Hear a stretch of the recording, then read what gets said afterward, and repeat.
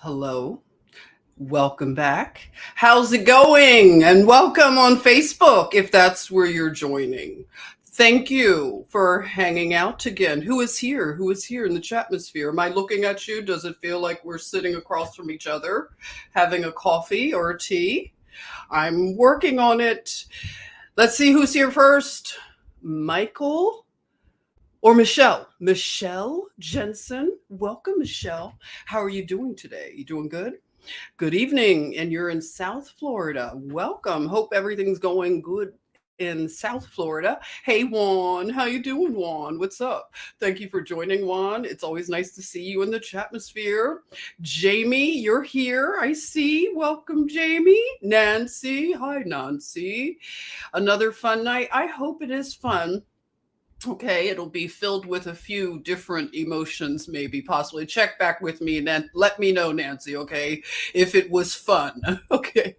And I see Molly Moose is here. Molly, well, hello, sis. What's up? Blessings to the chatmosphere. Very nice to have you, Molly. Lori, hey, Lori, nice to see you. Good evening, y'all. You love bees, do you? Have several thousand of your own? Very nice. That would be great to get some tips from you. You're a beekeeper as well. Hey, Lori, how are you? Thank you very much. I appreciate that, Lori. Welcome. Lori's new. Let's give Lori some love, unless it's a different avatar, because sometimes you all have different avatars and I don't recognize your name across the platforms. Thank you again if you're joining on Facebook. How you doing? I'll get to see you over there. Kenna. Oh, I see a Facebook thing. So Kenna, hey Kenna, I'm on Facebook. Good. Okay. I think it's now working where I can see the Facebook comments. That is really good. Welcome, Kenna. Oh my goodness. Let's give Kenna some love because Facebook comments are now coming across. That is cool. Lori, how are you, Lori Bean? Good. Hello from Lubbock, Texas. I finally caught it live. Let's welcome Lori from Lubbock, Texas. I love Texas, Lori. I've had great times in Texas. Hey, there's our beautiful Harlem Sentinel here in the chatmosphere. Thank you, Karen, for joining us. Mish threw some bees down there. Welcome, Mish. Very nice. Nancy is saying my her nickname is Bee Darling. How cute, because you love all things bees. Look at that. We have a lot of bee lovers. That is awesome. Okay, so I want to talk about bees and I want to talk about some other things when it comes to nursing, like caretaking, wellness, all the stuff that we talk about a life, a lot. Let's see. It's a bee life. Yes, it's a bee life. I hope it is.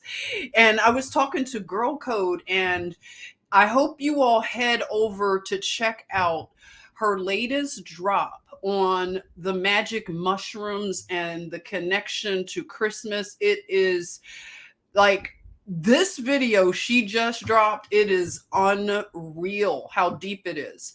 I got a lot of really deep, connections and things. So she's talking about, mushrooms, and this whole conversation about, medicine, and just the power of, especially things that were kept from us. So if you're not subscribed to her channel, I would say please get over there and see this latest drop. It's amazing. Okay, it is everything. And we've been talking about medicine, from the standpoint of just what grows naturally, being an organic person.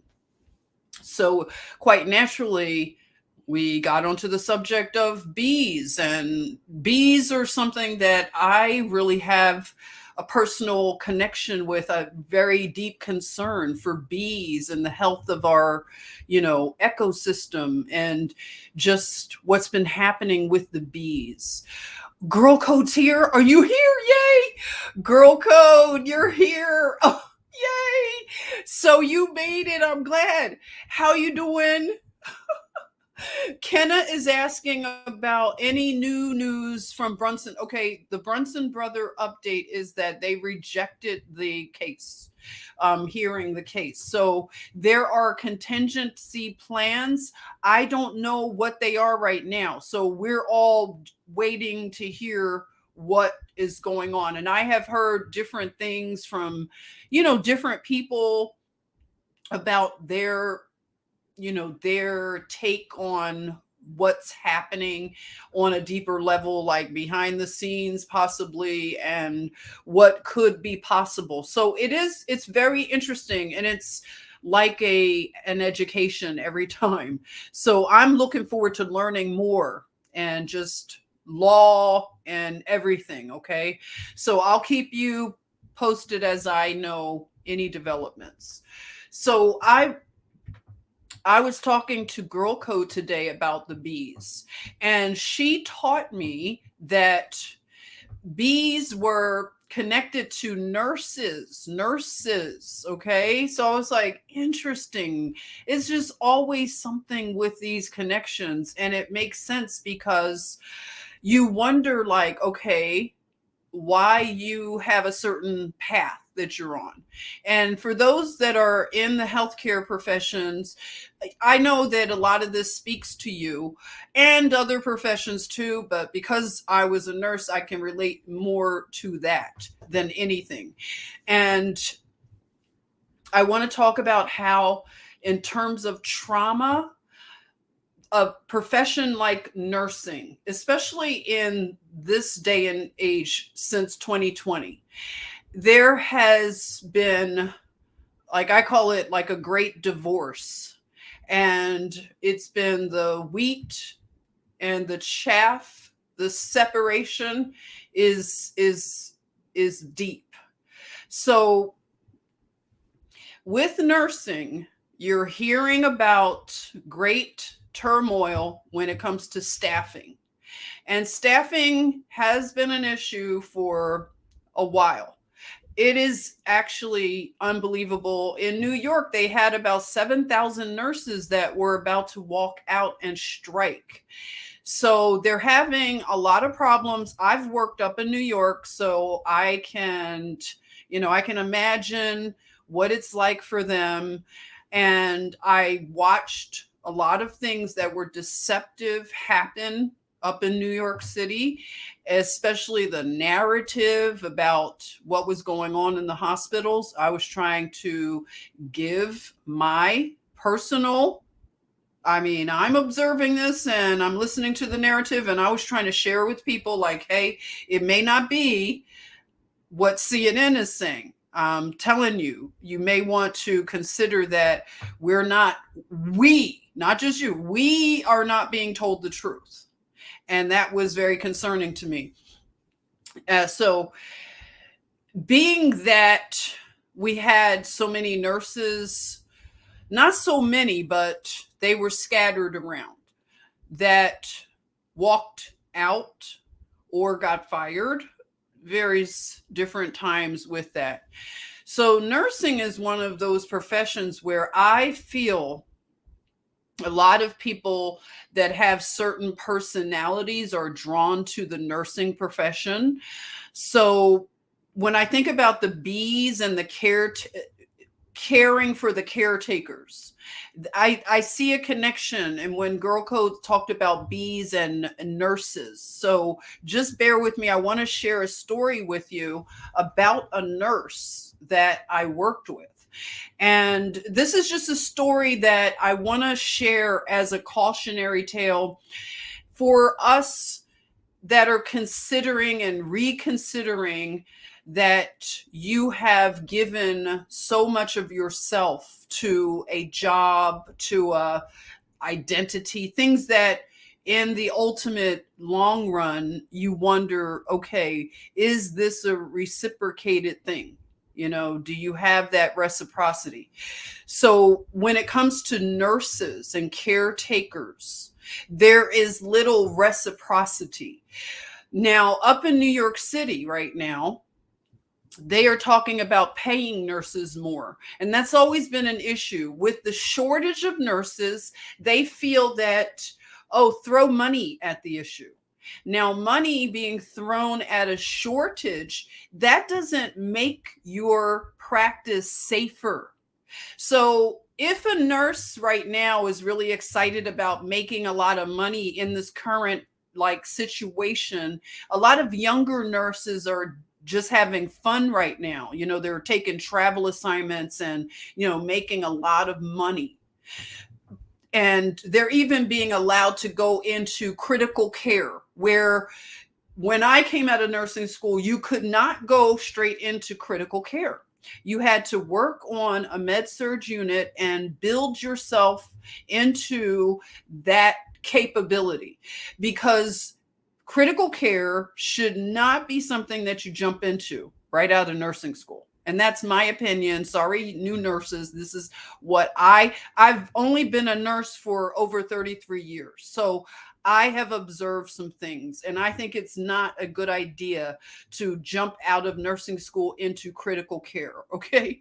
So, and the American people will suffer for such things. Now they are starting to lower the threshold, the requirements for nursing. Okay. It's because of this shortage. Now, the shortage has been a shortage since the 80s, since the mid 80s. It has never been remedied. Okay. So just know nurses are already working in a shortage. So much so that I was asked to train nurses back in 2019. I was asked to help train Filipino nurses who were coming to work here in the United States. In return for their coming over, they were given visas, and they had to agree to be paid a lot less than American nurses, and they had to fulfill like a 3-year contract. So I got to see that these hospitals, in terms of labor, and the fact that they would rather get Filipino nurses to come here rather than figure out how to get more Americans into nursing schools. So it was already short. So now we're dealing with shortages that are even more extreme. And again, they feel like, let's give the nurses more money, and they won't complain. Like that's the remedy for it. So it's extremely concerning. And a lot of nurses put up with it. It's a certain personality that nurses have, and they will sacrifice themselves because they are people pleasers a lot of times. And a lot of times they come from traumatic backgrounds of abuse and things like that. So they want to be people pleasers and take care of people. So I've observed that about my profession, or I'll say my formation. And I realized a lot of trauma gets piled on to nurses. So you go into it with trauma, PTSD for a lot of people. Then you pile on more trauma because you are seeing things that it's not a good idea to do this for a long period of time. You don't want to traumatize yourself for, I would say, if you're working in critical care, my opinion is a person shouldn't do critical care for more than 5 years. I believe this was my opinion, like maybe 3 to 5 years, and take a break, maybe go and do a different kind of nursing, or go take like a sabbatical from nursing and do something different. Like, just know that sometimes it's not good to do years and years of working in a traumatic field. It's just my opinion. So you may have like a different opinion. You could share it. I'd love to see what you think about that. Molly Moose, thank you for the super chat. Thank you so much. You said no MSN. That's right. No MSN. Thank you. Thank you. Thank you. So I'll get to the comments. I'm gonna jump over into the comments. So I just want to like get some things out, okay? Before, like, just get this out. Okay. I know I spend so much time on these lives, but thank you if you're here and you like to hang out for a while. 1 minute. So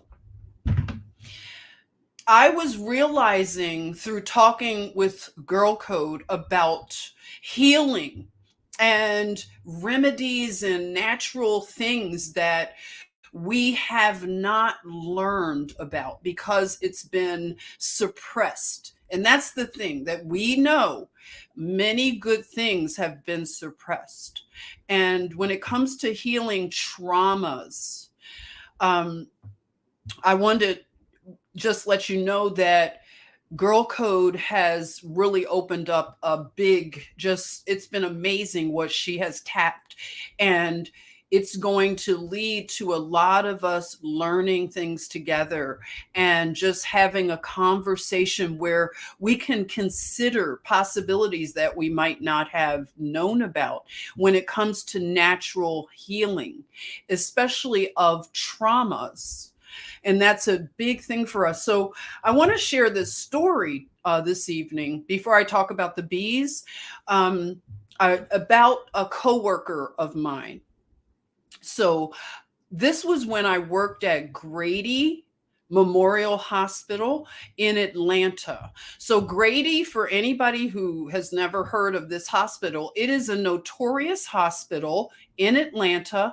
It is a city hospital that is an indigent hospital. It is a level 1 trauma center, and you will see things that you will not see in a lot of facilities.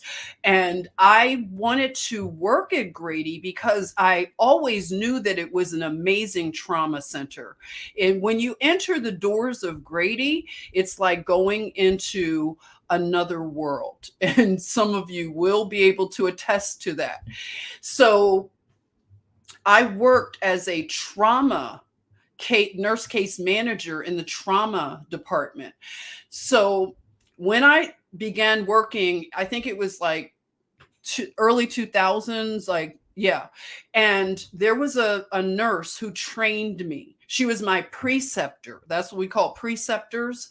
So she was an amazing woman. She was a little older than me, and she was like a big sister in a sense, like, and she was from the Northeast, and it was neat, being in the South and somebody who, she hung out in Philly, so she knew a lot about Philly. And she was a really sharp woman, just very classic.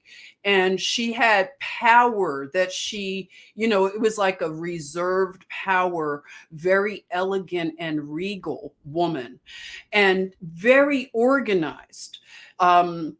Much like early September, people that are born in the early September month, they are very organized. They keep meticulous, a lot of them like meticulous documents. So she was like this. She had developed like a little training thing that she did for trainees. So this particular position at Grady was compared to being an air traffic controller.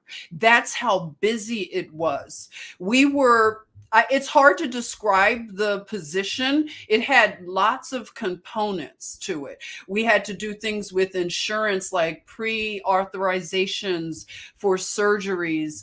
We had to do pre surgery like exams for certain people. We had to walk the entire facility when you had to do what they call bed czar.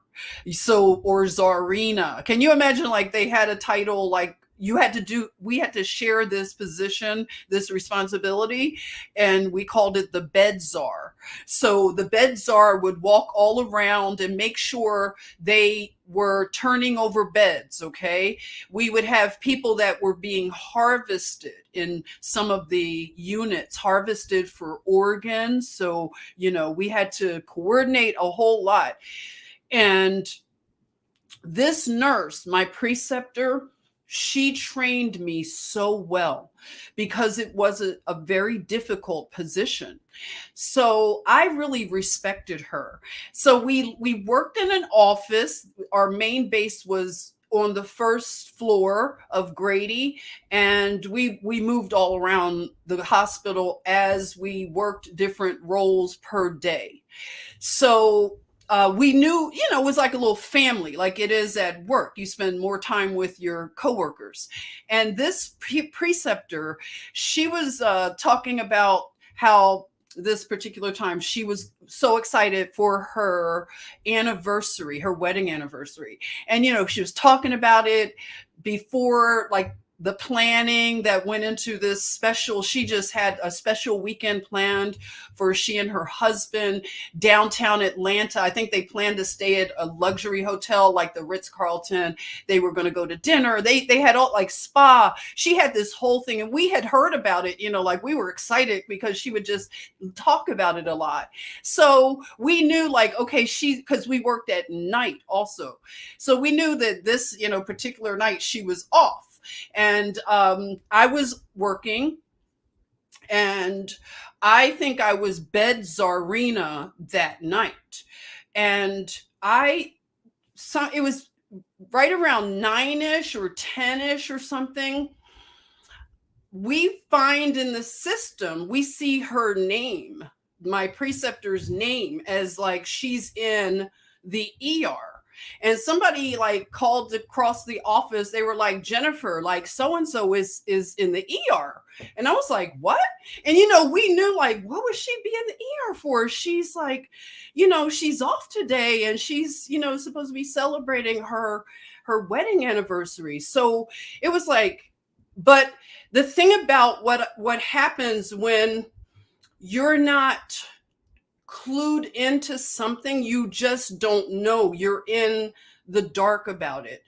I made up a story in my mind, and I said, oh, okay. I knew she had another health issue. Not, it was like hypertension, but not really bad. And I knew that she had taken medicine for it, and sometimes, maybe had a bad headache. So I was like, maybe she had like a hypertensive episode. So I made this up in my mind. So I was like, well, let me go over, make sure she has everything she needs, because when you work in a hospital, if a friend or family ever has to come in, you can do so much to facilitate their experience, and you can push them through the system. Of course, it goes with the territory. Especially when I worked where I worked, I could literally help you like make the biggest difference, because I had the ear of the trauma physicians, of the people that are back behind the scenes that do all kinds of things to make things happen. And I was always moving through the hospital, so I just knew a lot of the people there. So when I realized she was in the ER, I went over and I was like, let me make sure, like I said, she's okay. And in the ER, in the trauma bays, we call them trauma bays, they have it like kind of color coordinated. Like if you were in the red trauma bays, that's more of an emergency. Like that's like major, auto accidents. That's, anything that is level 1 trauma. So that's in those areas. Then we had the blue ER bays. Like if you're coming in for other emergencies that are not like immediately left life threatening type of things. So when I went in, I wasn't thinking I was walking into the red trauma bay area. I don't know what I was thinking. Maybe I thought, oh, maybe we were a little, over whatever, and they put her here. I wasn't even thinking. So I went in and I asked, like, where is she? And I knew like everybody down there. So they looked at me and they were like, they pointed over to this area and the curtains were drawn like, to make it like boxed off. But again, I wasn't clued in at all. So they were like, she's in there. So I opened the curtains and I'm like going in, like calling her name. Hey, hey girl. And I'm walking in and it was really like quiet. Like she was over on a bed, a gurney. And, I was like, what's up? And I call her name, right? There's no response. As I get closer, I witness, and I'm sorry, the heads up for anybody who's sensitive to things. I approached her on the bed and she had long hair, like maybe, this length of hair. And she wore it, in a long hairstyle. Her hair was soaking with blood. Her entire, like, her face was bloody. Her hair was drenched in blood. And when I realized what I was looking at, she was dead. And I dropped to the floor. I just dropped. I just dropped to the floor. It was so overwhelming, and they heard me drop, and they rushed in, and I didn't faint all the way. I think I just got woozy and weak. So they pick me up, and I'm so shocked, and I was like, why didn't you tell me? Why didn't you tell me? And they were like, everybody was just like, they didn't know. They didn't understand that I didn't know. They were like, we thought you were coming to identify her, because they hadn't, like, her husband, he survived. But she was brought in after the dinner she had on her anniversary. Someone from, like, it was some kind of shuttle company, maybe with one of the hotels downtown. It was a shuttle bus. The driver was texting, and they T-boned my preceptor's car. They T-boned it on her side. So she had, like, traumatic arrest. That's when every system in a body is going through like a traumatic arrest and shutting down. And her husband was in a different section. They were caring for him. So I don't think he knew. He didn't know. Absolutely. He did not know that she had perished. So They didn't want to tell him, of course, right then and there, but it was the issue of who is next of kin. And when we, in the office had realized she was there, and I went over because I was, going to make sure she was okay, they thought I was there to identify her again. And it was unbelievable to, tell yourself a story, and then it turns out to be something totally different, totally like just harrowing.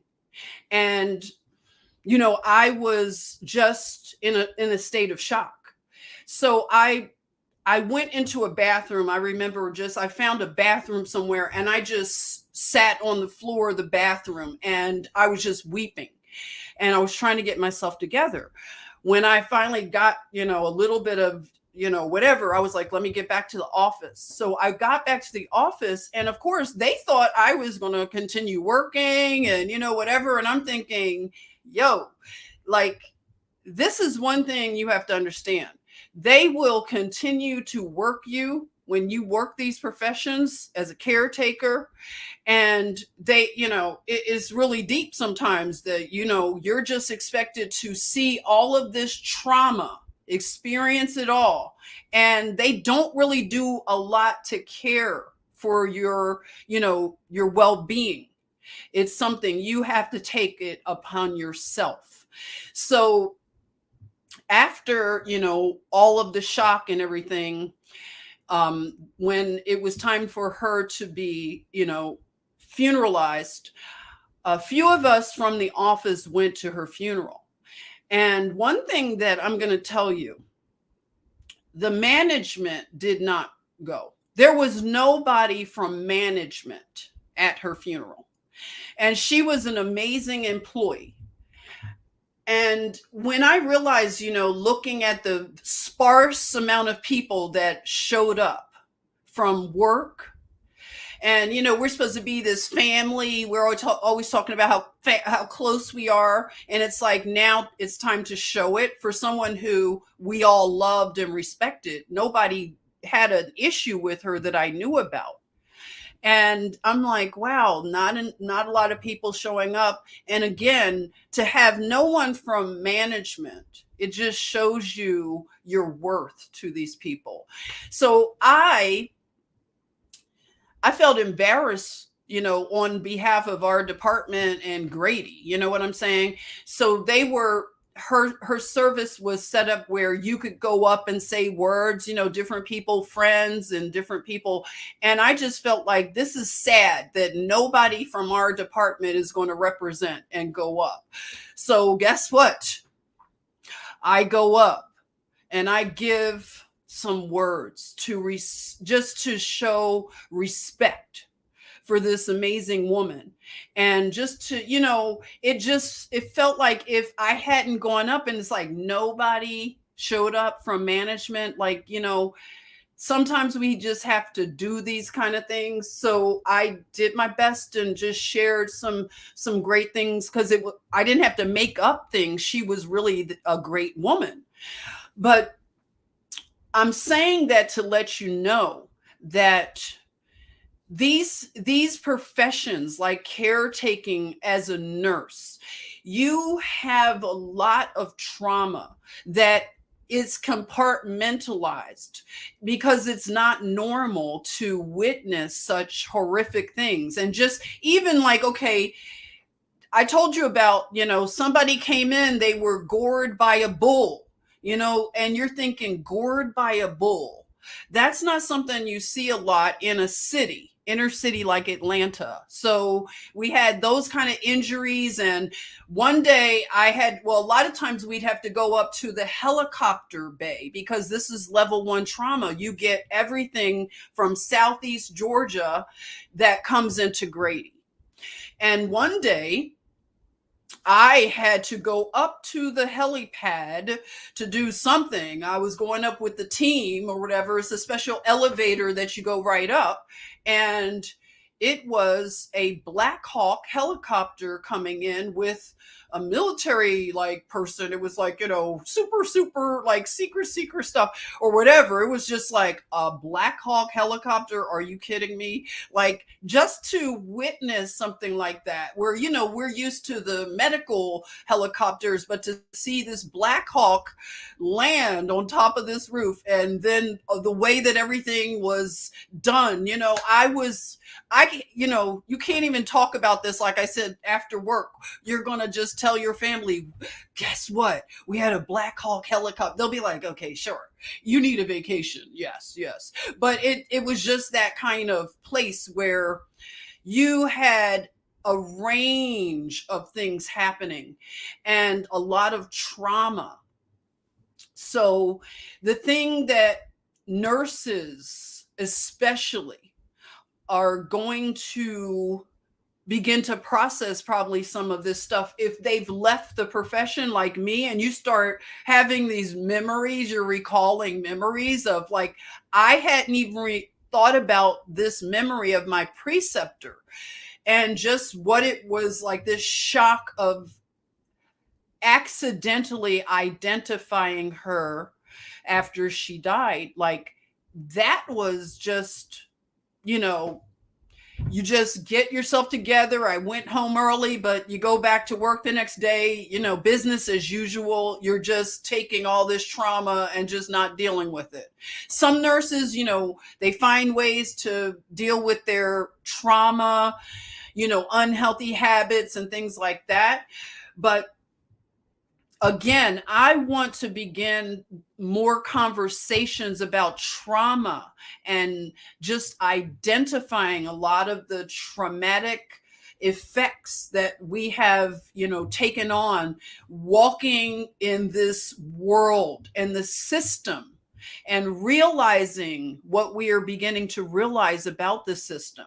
So just know that the conversations are going to be different. Like, we want to move forward with some really good conversations about stuff like that. So, just hang on, and just know that if you even have like suggestions, I know I talked about back in 2020, there is let me look it up. Bear with me a minute, and let me just say hello and welcome to you if you have just joined.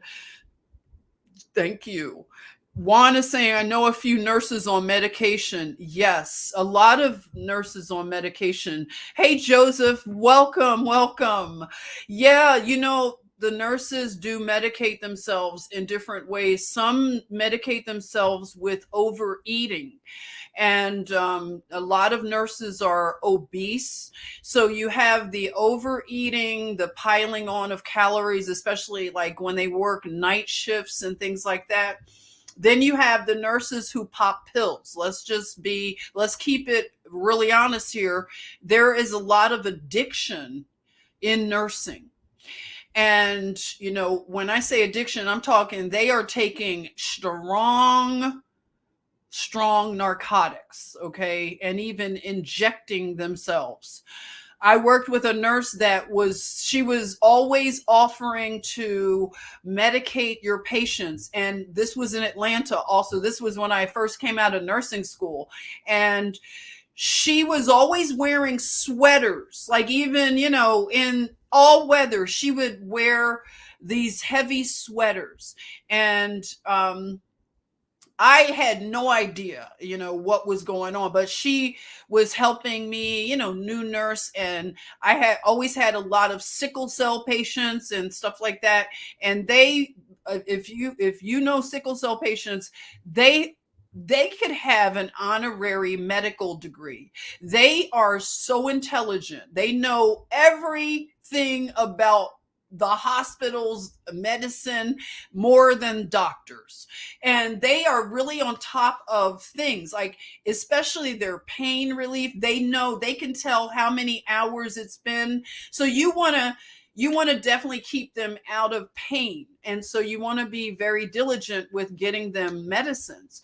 So when you have a few sickle cell patients, it's kind of like it can become all day, all shift. You're medicating them and trying to just stay on top of it.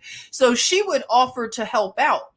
And when I would come in to see how the patient, because I would accept her help sometimes, and when I would come to check and see how did that work, one of the patients told me, they were like, Jennifer, whenever you give me the pain med, I feel relief, but when she gives it to me, I feel nothing.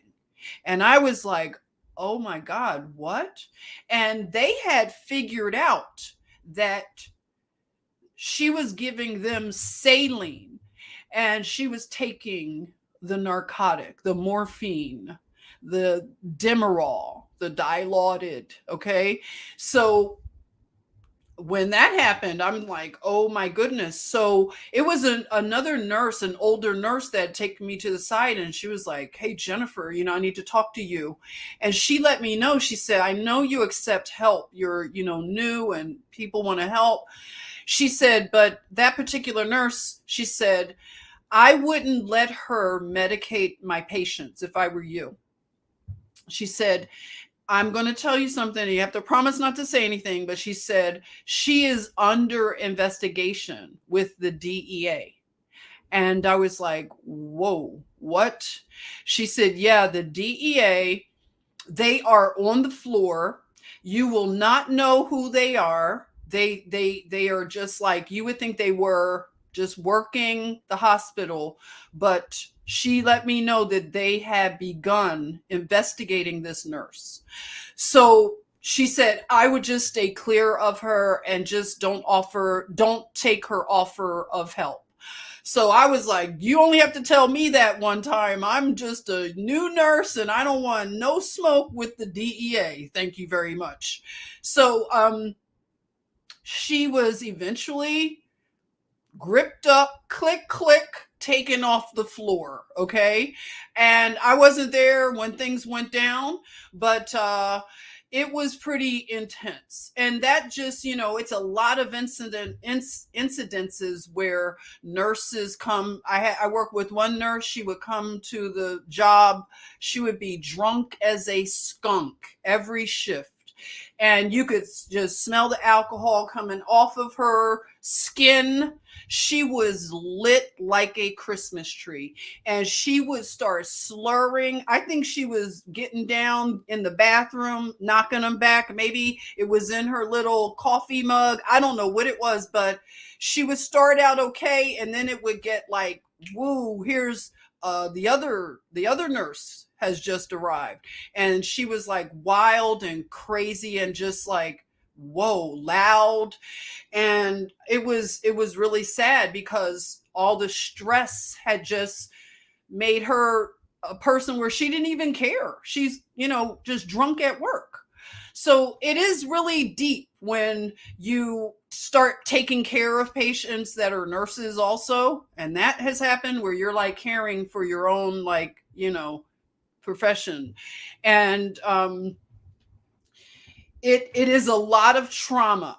So I just, I know that I am still interested in that particular thing, like dealing with, like, I'm processing a lot. Like Girl Code is helping. Like I'm just talking about certain things, even talking about these things right like now. It's amazing to say, like, whoa, it's been so many things that are compartmentalized. And how do you get that stuff up so you can process it and, just heal, because you didn't realize you were just carrying trauma, layers of trauma, a lot of us, but I had talked about this in 2020, and it was really, a lot of people appreciated this particular topic, and I will revisit it, but let me look it up. I have so many notes that are in my do you use notes? Because I'm telling you, I use notes and I have so many notes. I could turn all this stuff into a book. But I want to give you, I have to really scroll down. I should have done this already, sorry. But it is the name of a particular type of it's coined as healing, like recovery from PTSD. So just bear with me as I look up if you know the term, please drop it in the chatmosphere. Please, please. Let's see. That usually I could find it pretty easy. I have added so many notes since, but wait a minute. That folder, let me go to all iCloud. Does anybody know the name of that system? It's like a particular, wait a minute. Let me just try this one more time, looking at some old notes. Bear with me, people. Thank you. Thank you for your patience. Talk among yourselves, please. Oh, here it is. That didn't take too long. All right. So this is one particular thing that I'll talk about at another time. But if you remember in 2020, my old channel, I did a live stream on EMDR. EMDR stands for eye movement desensitization and reprocessing. EMDR. Okay, so this is something that has been identified to help people cope with trauma. So I will talk about that at another time as we begin to have open up more conversations about this, because I know a lot of us have these similar things, especially if you have a caretaker, you are a caretaker, you may want to share this. Please share things as as you want. And as I appreciate, if you do share the information with others as, you think it would help. So I want to now talk about bees, because Girl Code mentioned bees and their connection to nurses. And, amazing. I wrote down some notes, as I do often when I'm talking to you, Girl Code. I'm always writing things. So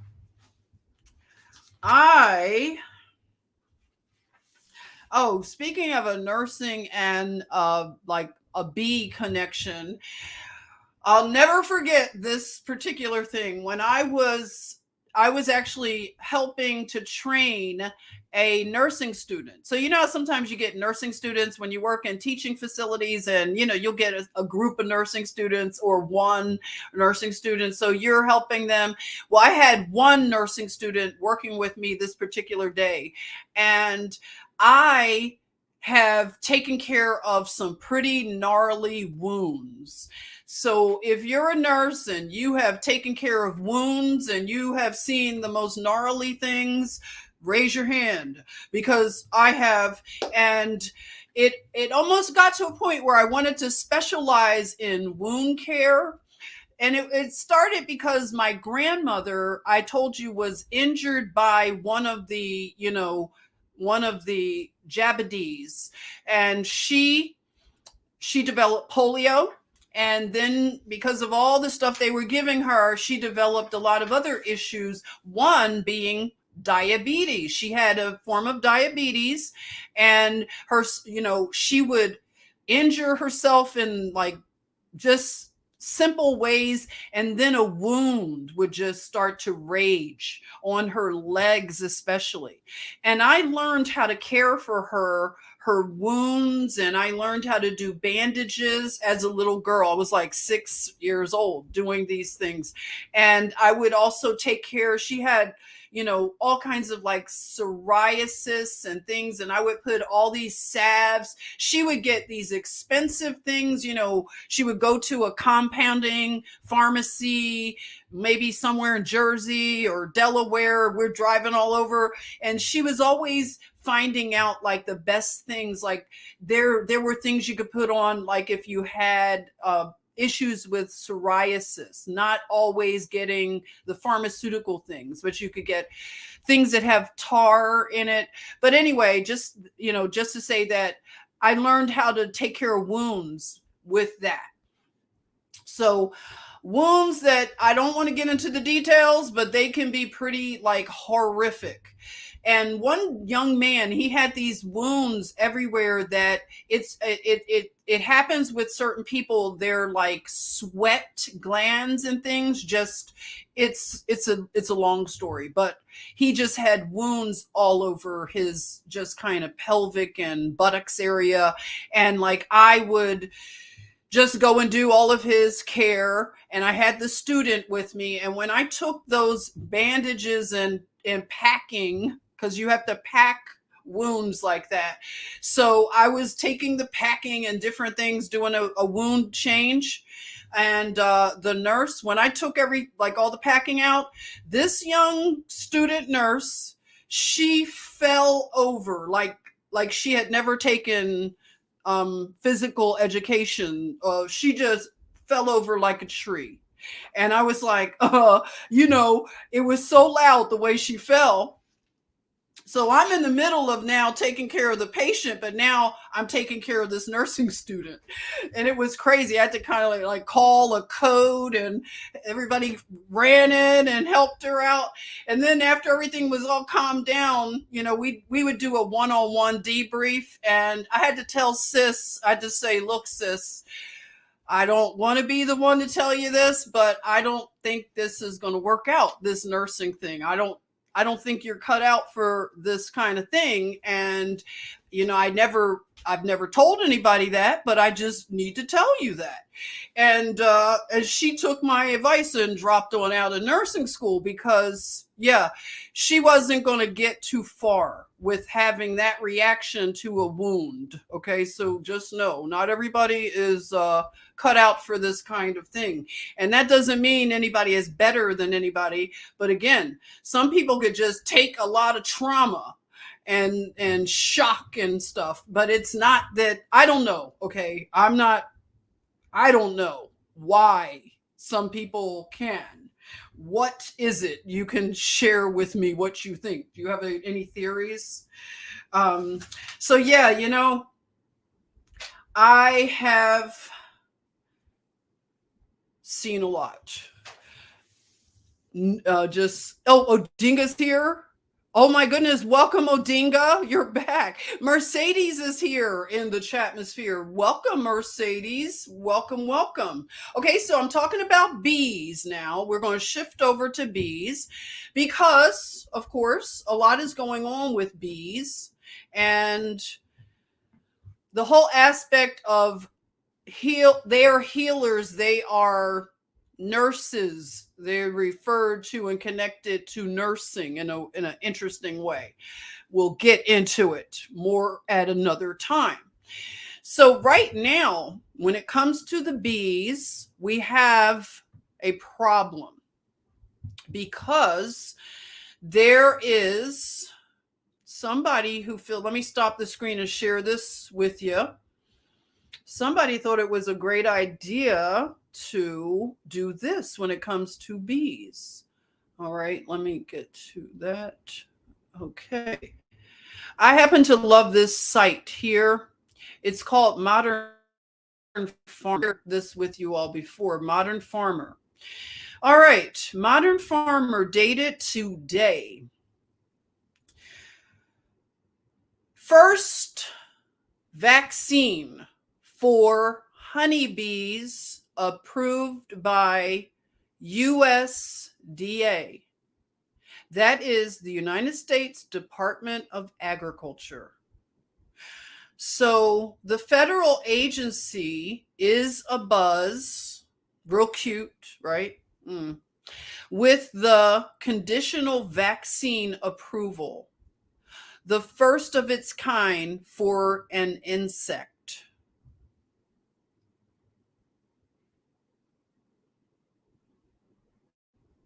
The United States Department of Agriculture has given conditional approval to a vaccine for honeybees, the first such vaccine intended for insects.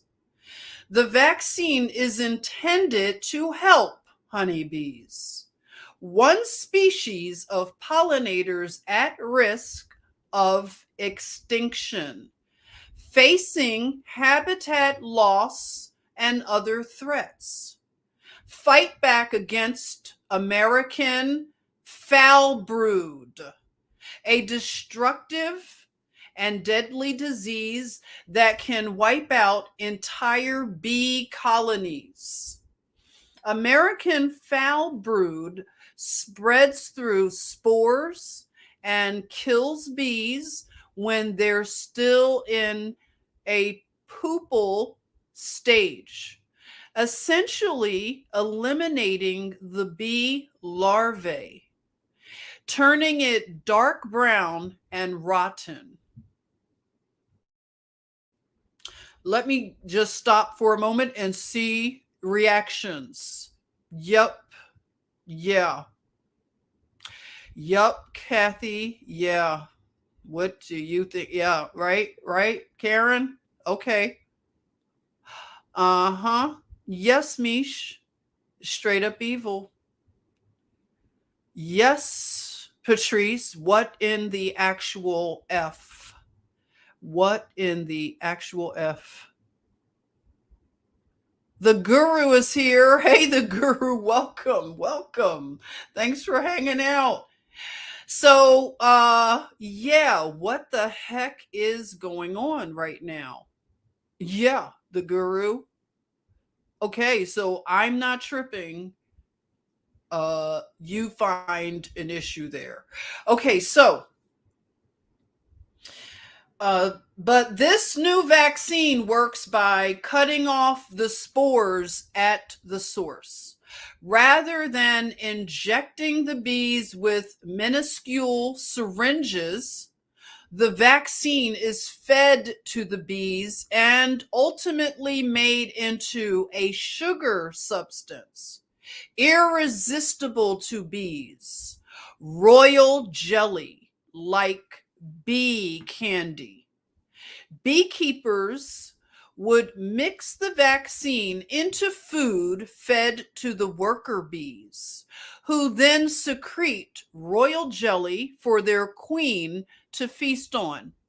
Once the queen has ingested the vaccine, it will spread to her ovaries, where developing bee larvae or larva will be exposed to the vaccine, and they will be born with immunity to the disease.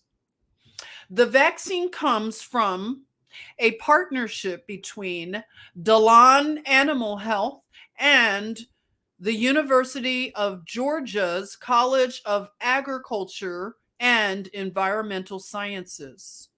People don't understand how hard it is to keep bees alive, said Keith Delaplane, professor of entomology and director of the UGA bee program.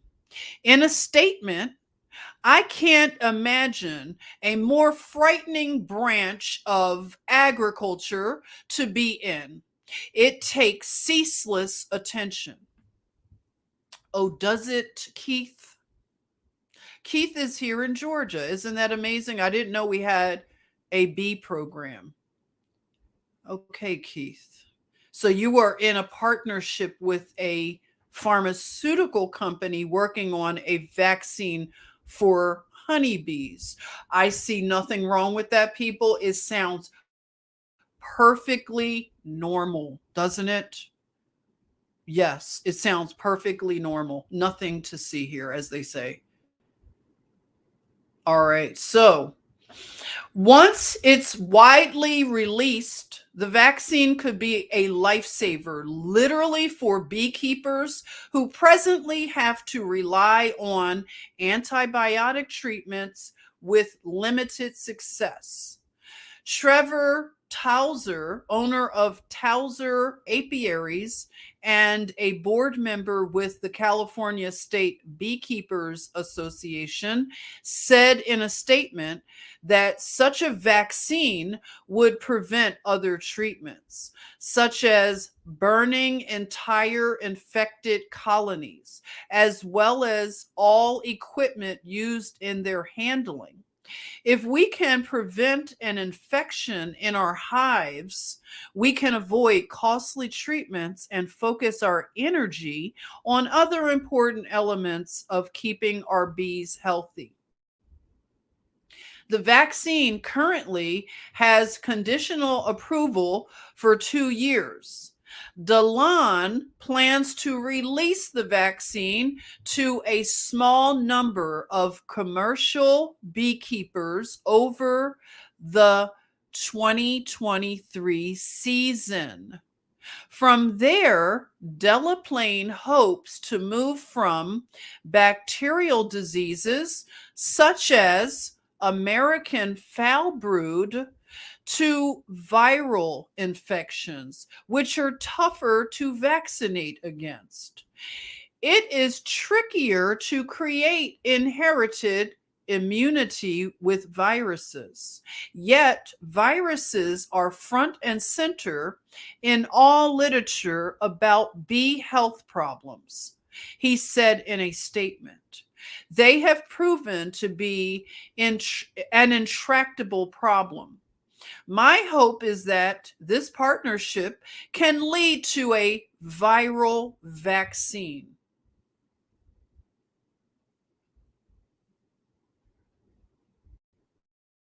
All righty. So, what are you thinking, Mish? Yeah, this is sick. Yes, foul brood, you have to burn the whole hive, Lori says. Okay.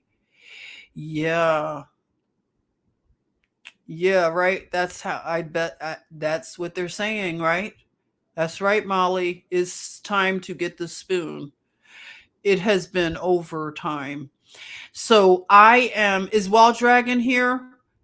What's up? 420 and Darkitect, welcome. Tell me about these bees. I don't know these bees. I don't know about these bees. But hey, IG, welcome, welcome. Hey, Joyce. So, okay, when it comes to bees, it's a lot to dissect there. But the thing about the bees is they pollinate. As you know, we can get a little refresher. The bees are pollinators, and from what I recall, they pollinate about over 60 or 70% of the food that's farmed. The pollinating of bees, the what they do for just produce and everything, right? So I know there are other pollinators, but the bees are powerful pollinators. And besides producing honey, which, some people have a problem with humans taking the honey. I used to work with somebody who was such a vegan that they did not believe in even eating honey. So I don't know how you all feel about honey. I really love honey. And I love bees, as you all know, all the time with the bee earrings, right? Always with the bees all the time. And even with taking care of wounds, like I said, they started to have wound care that has manuka honey. So if you're familiar with manuka honey is derived from Australia, and it's powerful when it comes to wound healing. And other things about honey, that honey doesn't ever go bad. You can have honey for thousands of years and it does not go bad. So it is a powerful medicine from God. And now I am very concerned again because I was concerned back in, I guess it was the mid 2000s. um, I had come across information, as you may have, about the bees and colony collapse syndrome. Where you do you remember when the honey bees were just, they disappeared for a while, where people were reporting that the beekeepers would come out to their hives and all of the bees would just vanish. They vanished like into thin air. And they were saying that even they didn't see any remnants of bees that fell to the ground or the floor of the hive. They did not understand where the bees went. And it was something they were always talking about in the media, called colony collapse disorder. And now I'm starting to I want to go back now, because at that time I believed the narrative. So I was watching mainstream news outlets and CNN 24 hours a day, and I was believing everything that was being said. So now I want to see what is going on, because now this is coming up again about the bees. At the time when they were talking about the colony collapse disorder, I had noticed that Haagen Dazs. Do you remember when Haagen Dazs ice cream? They had a special campaign that was called "Save the Bees." It was like a vanilla ice cream, a vanilla honey ice cream, and they had a website in which they were teaching all about bees, and it was really amazing. I What I did was I did this special program for the children that I was taking care of at the hospital. I worked at a facility that had teens and children. It was an inner city hospital. So the children, this was like, behavioral health and everything. So these were some tough kids, and I wanted to do something different with them. So I bought all of this ice cream. I bought all the honey. They had other flavors besides vanilla with the honey, and they had this cool little thing on their website where you could create yourself to look like a honeybee, and they had all these different body shapes, and it was really cute. So I let all the kids pick out their body shape. And then I printed them all off and put them all around on the walls, and I did a presentation and talked about colony collapse disorder, and I told them about how important bees were. And before I did this program, a lot of people were like, "Oh, please, they're going to hate this. They're not going to like hearing about this. Why do you want to do this, Jennifer?" And I was like, I believe that they would like it. And guess what? They loved it.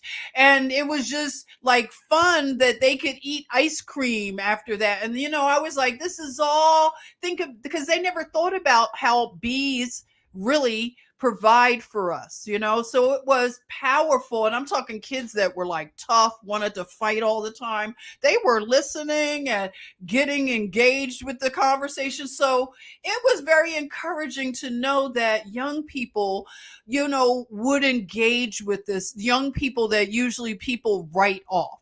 So I want to just, again, share with you that don't give up on our young people.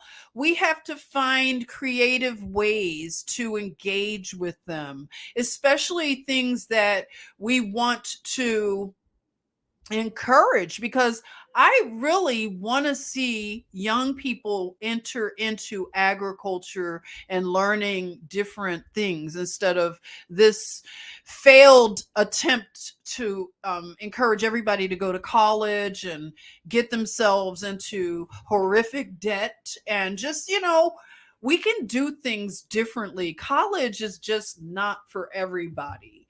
So I went and looked up Haagen Dazs and just wanted to see what's going on. Are they still engaged with helping to save the bees? But that was the name of that campaign. So I don't know at the time, did they have this connection to Nestle? Because it looks like Nestle bought Haagen Dazs. Did you all know that? I didn't know. So Nestle here, which is funny, I have a really good friend that is a big shot over at Nestle. I need to look her up and ask, what are you guys doing with the bees over there? What's going on? So this is from 2017. Haagen Dazs helps bees thrive with pollinator habitats. So they're doing this stuff over in California for the almond farms. So they have a bee friendly hedgerow. And you can see they are, because Central California is amazing, that what grows in that area, like walnuts and almonds and everything. It's like heaven over there in Central Cali. So they are doing things to, let's see, this is the Haagen-Dazs Loves Honeybees program, launched in 2008, and today is expanding from research and education funding to hands-on initiatives to rejuvenate pollinator habitats to allow native bees to flourish. So they are growing native drought-tolerant shrubs, and that is helping with these hedgerows.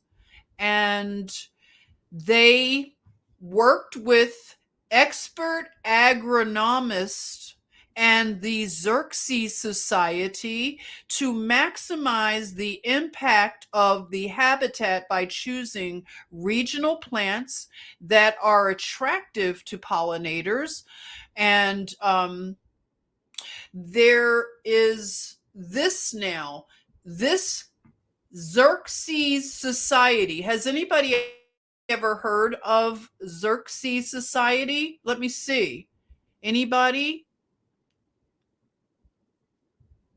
Oh, Nancy, what are you saying about bees? Nancy is saying, my husband repaired the front pillars of a local church that was full of bees. Honey was running out of the columns. So cool. The bees were rescued. What a great story. And yeah, that wild honey is powerful when you find it like that. And it's amazing. Wow, look at that. I love it. So they the Xerxes, have you ever heard of the Xerxes found, what is it called? Let me look at that again. Xerxes Society. Okay, so I this t-shirt that I'm wearing, let me show you. This t-shirt is from the Xerxes. It was from J. Crew.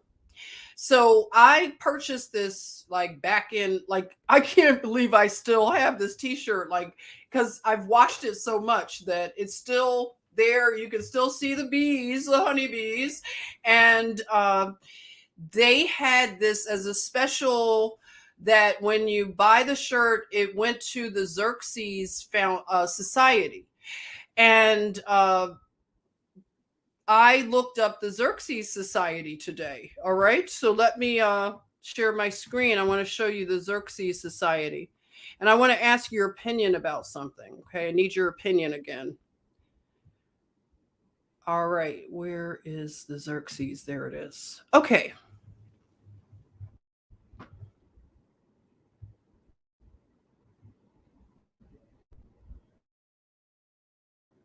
It is.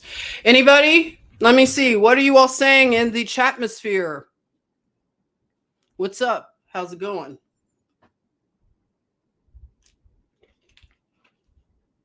Healing the healers. We have to heal the healers. And these little bees are connected to nurses. It's amazing. And you know, the next drop that Girl Code gives us, it's going to be powerful. All right, so the Xerxes Society for Invertebrate Conservation. And you can see these ladies look like they are planting lots of good, beautiful bees. The pollinators, they love beauty. I'm sure they were born in the later part of September, a lot of them. I don't know, right? I'm only kidding. Okay, so here is the Xerxes Society for Invertebrate Conservation is an international nonprofit organization that protects the natural world through the conservation of invertebrates and their habitats. As a science based organization, we both conduct our own research and rely upon the most up to date information to guide our conservation work. Our key program areas are pollinator conservation, endangered species conservation, and reducing pesticide use and impacts. Okay, so this is some of the stuff that they do. All right, and I called them today. Let me play my message I left for them. And they texted me back. Isn't that nice? So hold on while I play my message to the Xerxes Society. Again, I want you to realize I'm wearing a t-shirt that has in the labeling the Xerxes Society. That's how I got the idea to look them up, because it was in my t-shirt. I don't want to take it off and show you, but I could show you the little label. Okay, hang on as I am going to play the message that I left. Let me turn up the volume so you can hear me.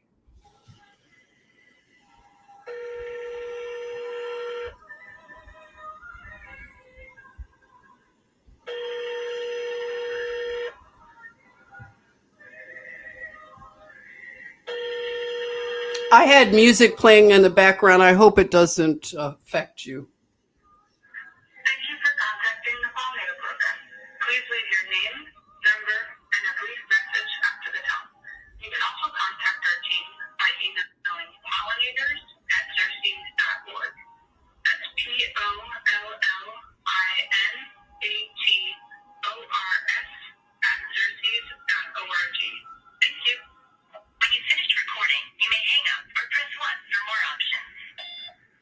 Hello, good afternoon. My name is Jennifer Washington, and I was interested in learning about your efforts to protect the pollinators from vaccinations. I recently learned that there is a plan to vaccinate the honeybees. So I would like to get involved, and if you could please give me a call back at. Okay. Let me know, were you able to hear me?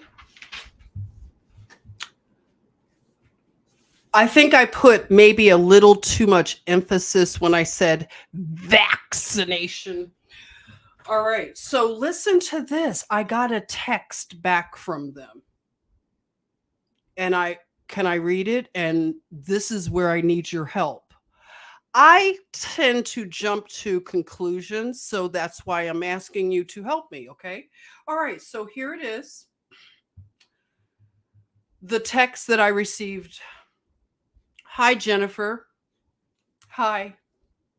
I don't know your name, but hi, Xerxes Society.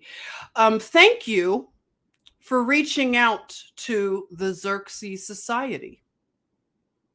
Our mission is to conserve native invertebrates.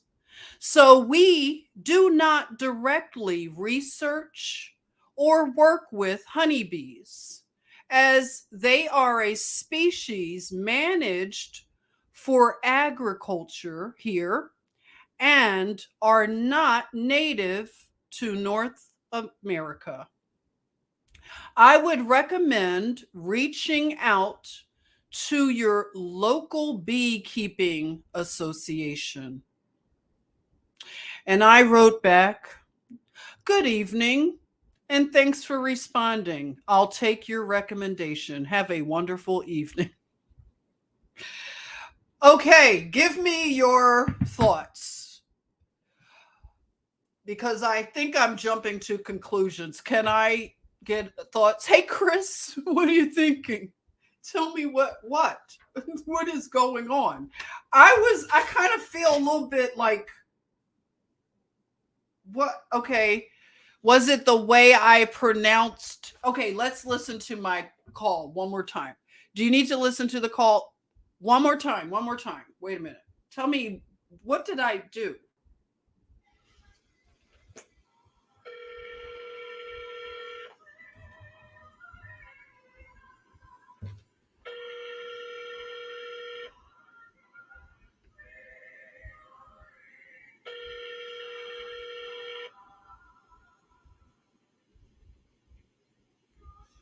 Thank you for contacting the pollinator program. Please leave your name, number, and a brief message after the tone. You can also contact our team by emailing pollinators@xerxes.org. That's pollinators@xerxes.org. Thank you. When you finish recording, you may hang up or press 1 for more options. Hello, good afternoon. My name is Jennifer Washington, and I was interested in learning about your efforts to protect the pollinators from vaccinations. I recently learned that there is a plan to vaccinate the honeybees. So I would like to get involved, and if you could please give me a call back at.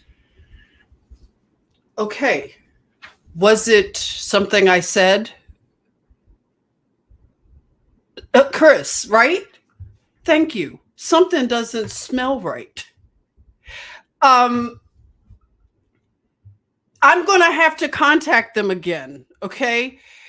Yes, Mercedes, did I put too much pronunciation in it? Was that, I said it twice. I didn't realize I said vaccinations to the honeybees.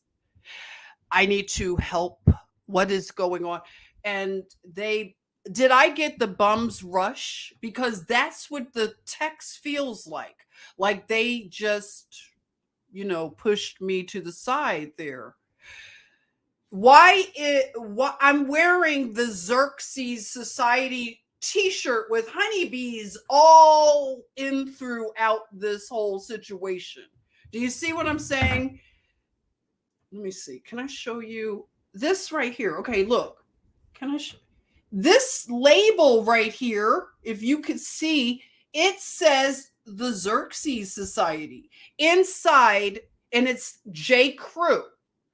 It says Xerxes. These are honeybees all over the t-shirt. That what? If this is new, that the Modern Farmer article, they approve vaccinations for the honeybees.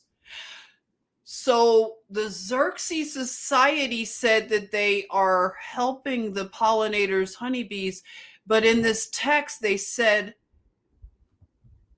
their mission is to conserve native invertebrates. So we do not directly research or work with honeybees, as they are a species managed for agriculture here and are not native to North America.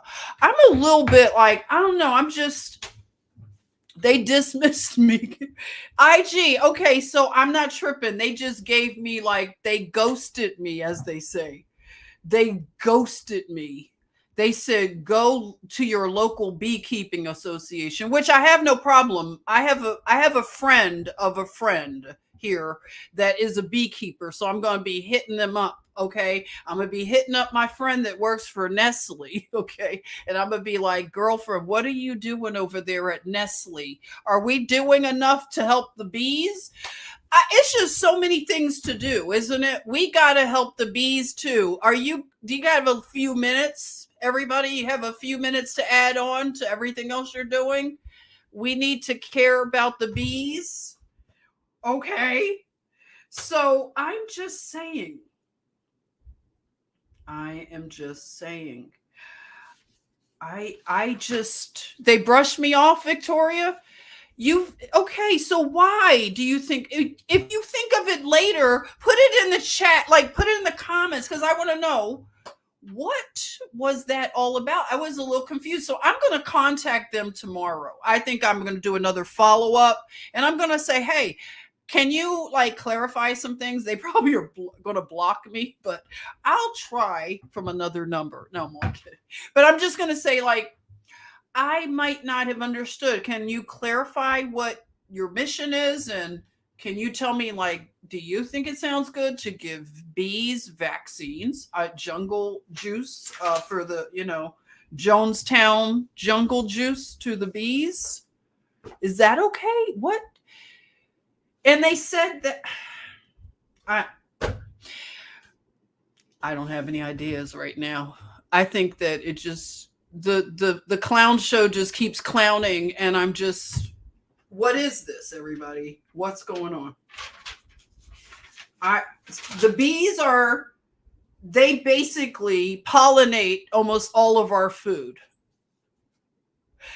And I'm thinking this is urgent.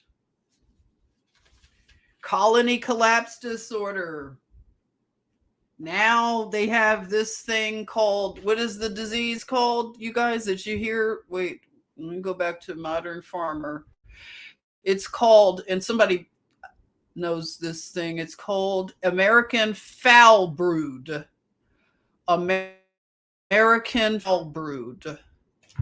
So I'm just saying, it seems the timing is very suspect. And they say they're trying to, you know how that article read, like, it's so hard, we're trying to keep bees alive. I want to say, Bish, what are you talking about? You're trying to keep bees alive. God keeps bees alive. Like, it, do you see, like, they don't need us. The bees don't need us. They just need us to leave them alone. Just work like a symbiotic thing. We provide whatever, like beauty. Like I want to get into the beekeeping thing. I want to do a little beekeeping, everyone. You know how I am. I ultimately will become more like, just smoothly get into more self-sustainability. Okay. I want to have the things, right? The Amish Quaker kind of things. Being in the world, but not of the world, right? My dreams, to have a fiber farm and have hemp and all kinds of mushrooms and everything growing, a medicinal farm, but definitely fiber. My Paco vicuñas. I want to have the beautiful Paco vicuñas and learn how to process the fibers and everything, right? Lots of things. And by the way, we're in a new year, and I still put the offer out for you all. If you want to schedule time, like some of you have, just circling back to you. If you want to set up some time and chat, you just do that. Guess what? Josephine, if I can show you, she has a special collar on tonight, and we both have bee pins. Okay. Do you want to see Josephine? If she doesn't scream her head off, but she's been wearing her little neck jewels, whatever, collars. I don't know. Collar just sounds bad. Oh, here she is. Maybe we can have a peaceful Josephine. I want you to see elegant Josephine in her collar. What do you all think? Look at that. Am I a crazy cat lady? Crazy, crazy, right? Look at Josephine. She loves her collar and she's representing for the bees tonight, okay? She wants them to stop the madness. We want them to stop the madness, right, Josie? And leave the bees alone, right? Yes. So Josephine is she is putting in her pleadings, okay? But anyway, I just wanted to talk, just opening up conversations that we'll be having more of them, okay? Right, girl code? Chris said she's pissed. Are you pissed? Are you okay? Is this embarrassing? I think she knows I'm crazy. She's okay, right? I thought I heard her growling. No, she just breathes hard. I think Josephine had some kind of issues as a kitten and she just has a little wheezing. I should have named her Wheezy. Wheezy. But anyway, Wheezy here, she had some little issues. She's from Savannah, Georgia, if you all don't know. And her adoption versary is coming up in February. Yep. I met her in 2020. They were about to close down the Savannah Humane Society, and she would have been a goner. Sorry, oh, they told me to stop telling her. My daughter says stop telling her that she was going to be a goner. She said, "Don't tell her that." I'm sorry. I will stop saying that. Okay, bringing up the bad past. But yeah, she's coming up on her 3 year her adoptiversary, right? So yeah, what else is going on? I want to talk about a few things, but I know my live streams have been so long, right? You guys are probably like, get off of this live stream, crazy lady, crazy cat lady. So what's going on? Can you believe she's walking around? I put it on her. I said, Josephine, don't you want to wear the collar that I made for you? Like, and she let me put it on, and she has her bee pin, and she's been walking around, and she likes it. It's like she likes it. So we'll see. I used to dress my cats when I was a kid. It just never went away. I'm still a kid. I always had cats though. Were you like that? My mom always showed like she taught me how to take care of animals and care, loving all of God's creation. And ever since I was a little girl, I had cats. As a little baby, I had two Siamese cats. So, and you can see me. I have a picture.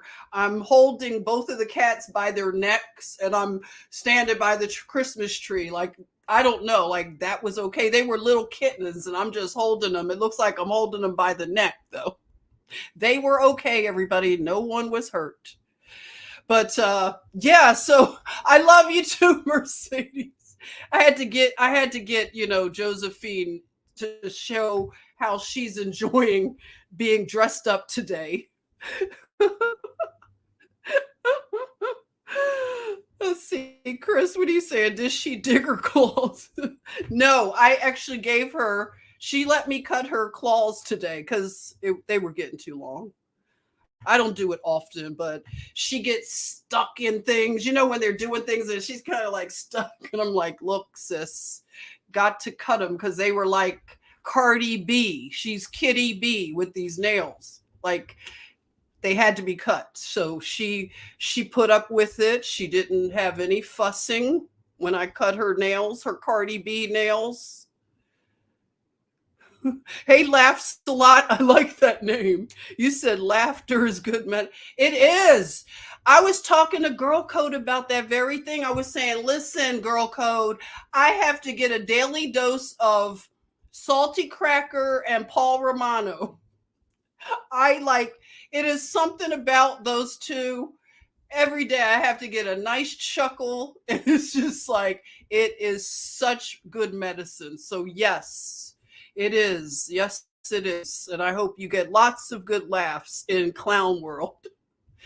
Hey, Girl Code is saying, Sissy, you probably. I haven't gone that far. I know people that put the plastic stuff on their. I had a friend that would do that. He would put it on his cat's nails.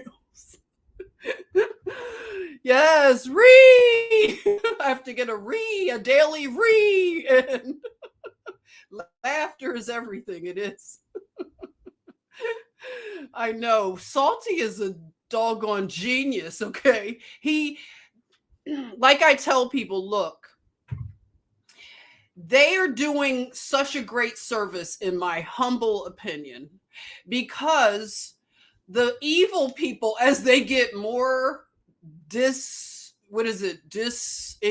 from reality, they are just delving into absurdity that is like ironic and everything. It's just tragic comedy, and they cannot accept being mocked, and evil needs to be mocked.